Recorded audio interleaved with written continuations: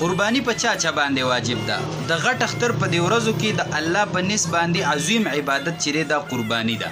ټیک شولا، راځي چې منګ او تاسو معلوم کو چې منګ او تاسو کې په چا باندې دا قربانی واجب ده او په چا باندې نه ده. چرته زمنګ نه د غفلت د وجې نه دا عظیم عبادت پاتې نشي او منګ د دې ثوابونو نه محروم پاتې نشو او منګ چرته ګناهګار ونه ګرځو. نو راځي ډیر په لنډو ټکو کې ډیر په اسانو الفاظو سره چې تاسو به په خپل مزده کوي او ان شاء الله العزیز که تاسو وړاندې بل چا تاسو کو چې قربانی په چا باندې واجب ده، نو ډیر په اسانو الفاظو په اسانو ټکو به تاسو زمنګ سره او پیجنې. لازم به په خپل ګورې زده کوي به او د مرګرو سره به شیر کوي. ګوره جی، اول خدا او پیجنې چې شریعت د قربانی د پاره شپږ شرطونه خودلې دي. که دا شپږ شرطونه په چا کې او په د باندې قربانی واجب ده او که دا شپږ شرطونه پکې نو په دې کې یو شرط هم نو بیا په د باندې قربانی واجب نه ده. دا ځان سره یاد ساتئ. اول نمبر شرط په هغه کې دا دی کنه چې مسلمان بوي، ځکه په کافر باندې قربانی نشته. دا قربانی چې کومه ده کنه دا الله ته د نزدېکت ذریعہ ده او الله ته نزدېکت د مسلمان د پاره دی او د کافر د پاره نشته. دویم نمبر دا چې مقیم بوي، په مسافر باندې قربانی نشته. نو د مسافر نه مراد ګوره دا عرفي مسافر نه دی چې په بهر ملکونو کې کم اوسېږي، دغه مسافر ته مراد نه دی. د مسافر نه مراد هغه دی چې د اختر په لومبۍ دویمه درېیمه ورځ په حالت د سفر کې وي یا یو ځای ته تللی د شرعي سفر په اندازه او د 15 ورځو نه کمه اراده په هغه ځای کې د مسافر دی. که دی د وس خاونم دی په د باندې قربانی واجب نه ده. نمبر دریم دا چې بالغ وي، په نابالغ باندې قربانی نشته. اگر کو دی مالدارم دی نو په د باندې قربانی دا واجب نه ده. څلورم نمبر دا چې عاقل وي، په لیونی باندې قربانی نشته. چې ښه سمجداري د عقل خاوندي نو په د باندې به قربانی وي. او پنځم نمبر دا چې صاحب نصاب وي، مالدار وي، د نصاب خاوند وي. نصاب څه شی دی هغه درته بیانوم، خدا پر شپږو شرطونو کې یو شرط دی. او شپږم نمبر شرط دی چې آزاد وي، په غلام باندې قربانی نشته. په خوا غلامانو نو په آزاد باندې قربانی شته او په غلام باندې دا نشته دی. اوس دا او پیژنه چې د نصاب خاوند څوک دی او نصاب څه ته وایي. نو نصاب نه دی 250 نیمې تولې سپین زر نه دی، دا څه دی؟ دا نصاب دی 250 نیمې تولې سپین زر. دا تاسو ته زه قیمت د دې ځکه نه وایم چې دا قیمت خیجي او کوزیږي. تاسو به په بازار کې د توله سپین زر توله د دې قیمت به معلوم کړئ. 250 نیمې تولې کې به ولا ضرب ورکړئ. صحیح شولا چې 250 نیمې تولې کې ورله ضرب ورکړئ که نه. د دې نه دې ټیم کې د حساب مطابق چې کوم دی تقریبا ما په حساب کړی نو 1,57,500 روپۍ راځي. خو ګوره دا زیاتېږي او کمیږي. نو چا سره چې 1,57,500 روپۍ موجودې وي اوس درته بیانون یا نور ورسره سوي نو په ده باندې قرباني څه ده؟ دا پې باندې واجب ده. ګوره نمبر 1 دا ده چې د یو کس سره 9 نیمې تولې څه ده؟ سونه ده. 9 نیمې تولې یا د دې نه سیوا سره زر ورسره دي نو په ده باندې قرباني څه ده؟ دا واجب ده. دویم نمبر د یو کس سره 250 نیمې تولې چاندي ده یا د دې نه سیوا سپین زر نو په ده باندې قرباني څه ده؟ دا واجب ده.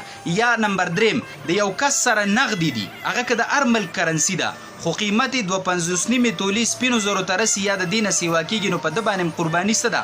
دا پې باندې واجب ده. څلورم نمبر د چا سره مال تجارت دی، هغه پلاټ دی، هغه سامان د دکان دی، هغه چې کوم دی ګاډی دی، د تجارت مال دی ورسره. ټیک شوله.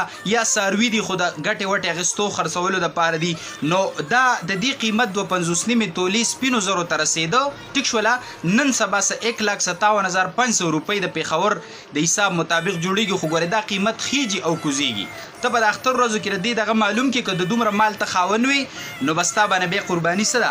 دا در باندې واجب ده. او یا داسې د 5م نمبر چې د ضرورت نه زیاتی سامان د چا سره د ضرورت سامان کم دی چې د انسان عزت او آبرو زندگی په دې سره بچ کېږي، دا ضرورت سامان دی. مثال په طور باندې کور دی، رهن سهن دپاره ځای دی، یا مثال په طور د کپړې دي یا د پیزار دی یا چې کوم دی د خوراک څښاک لوښي دي یا د پیشې خاوند دی د هغه دپاره د پیشې اوزار دی. ټیک شوله.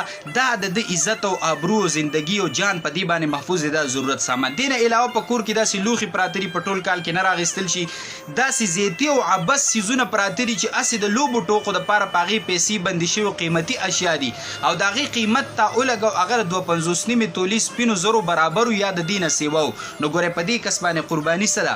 دا پې باندې واجب ده. شپږم نمبر دا چې دا 5 واړه څیزونه د چا سره وي، لکه 250 نیمې تولې سپین زر ورسره هم دي او 9 نیمې تولې سونه ورسره هم ده او نغدې ورسره هم دي او مال تجارت ورسره هم دی نو دا خو بیا ډېر مالدار شو نو په ده باندې قرباني څه ده؟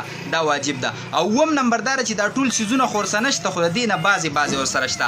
زه به مثال درکړم لکه نغدې ورسره دي او سره زر ورسره دي او قیمت 2.50 نیمه تولی سپینو زرو تر رسیدي یا د دینه سیوا کېدو قرباني په واجب ده یا نقد ورسره دي او چاندي ورسره ده قیمت دغه تر رسیدو یا سیوا کېدو قرباني په واجب ده یا سونا او چاندي سره زر او سپین زر دوانه ورسره دي قیمت دغه تر رسیدو یا دغه نه سیوا کېدو قرباني په واجب ده یا نقد او د ضرورت نه زیاتی سامان ورسره دي چې قیمتي دغه 1,57,500 روپۍ ته رسی یا د دینه سیوا کېږي نو قرباني په باندې څه ده واجب ده نو دا سیزونه چې د چا سره وي یا دی کې یو سیز ور سره وي خو ګوره په شرط د دې چې ګوره قرض په باندې نه وي که په یو انسان سره دومره سامان شته دی دومره اوزار ور سره شته دی دومره نقد ور سره شته دی دومره سونا یا چاندي ور سره شته دی چې هغه د نصاب اندازې ته رسی 2.50 نیمه تولی سپین زر ته د هغې قیمت رسی خو چې کله په د قرض دی که نه قرض تی د من پی کو نو چې قرض تی من پی کو نو 1,57,500 نه دی را پرېوتو 1 लाख ته یا 40,000 ته یا 30,000 ته مطلب دغه نصاب نه دی را کم کو